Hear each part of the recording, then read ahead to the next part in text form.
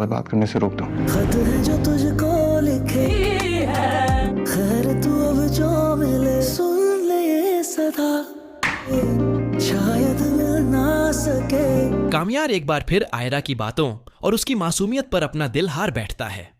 उसे एहसास होता है कि उसने आयरा के साथ नाइंसाफी की है और वह टूटे हुए दिल से आयरा से माफी मांगता है। आयरा भी कामयार की सच्ची शर्मिंदगी और पछतावे को देखकर उसे माफ कर देती है।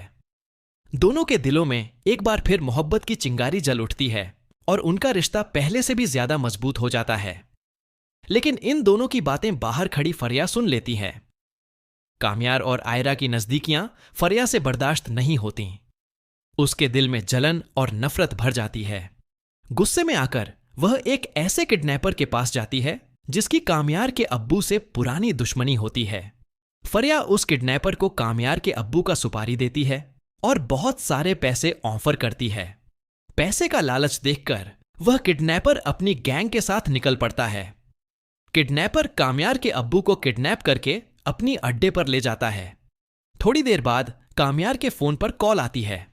सामने से सख्त आवाज आती है कि अगर अपने अब्बू को सलामत देखना चाहते हो तो 30 मिनट के अंदर हमारी बताई हुई जगह पर पहुंच जाओ, वरना जिंदगी भर पछताओगे कि तुम अपने अब्बू को आखिरी बार देख भी नहीं पाए।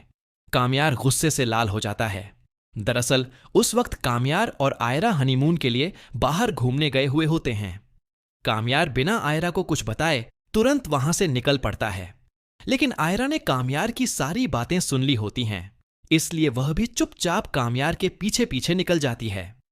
जब कामयार किडनैपर की बताई हुई जगह पर पहुंचता है तो वहां देखकर उसके पैरों तले जमीन खिसक जाती है। उसे पता चलता है कि यह सब कुछ फरिया की साजिश है। फरिया कामयार के सामने एक ही शर्त रखती है कि अगर अपने अब्बू को जिंदा देखना चाहते हो तो इसी वक्त आयरा को तलाक दे दो। कामयार के सामने दो रास्ते होते हैं, एक तरफ उसके अब्बू की जान और दूसरी तरफ उसकी मोहब्बत जो उसे बहुत मुश्किलों के बाद मिली थी। कामयार का दिल टूट जाता है, लेकिन वह अपने अब्बू को कुर्बान होते हुए नहीं देख सकता।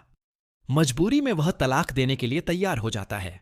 फरिया पहले से ही वकील को बुला चुकी होती है। कामयार कांपते हाथों से कागजों पर साइन करने ही वाला होता है कि पीछे से एक आवाज आती है, तुम ऐसा नहीं कर सकते।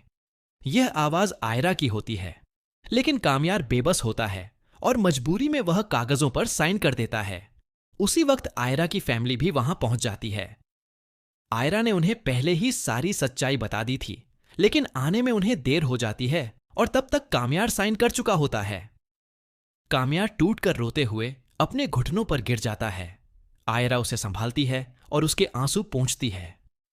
कामयार और आयरा का सच्चा प्यार देखकर फरिया को भी एहसास हो जाता है कि वह भले ही कामयार को पसंद करती हो, लेकिन कामयार के दिल पर हमेशा आयरा ही राज करेगी। फरिया समझ जाती है कि कामयार कभी भी दिल से उसका नहीं हो सकता। आखिरकार सच्चाई और प्यार की जीत होती है।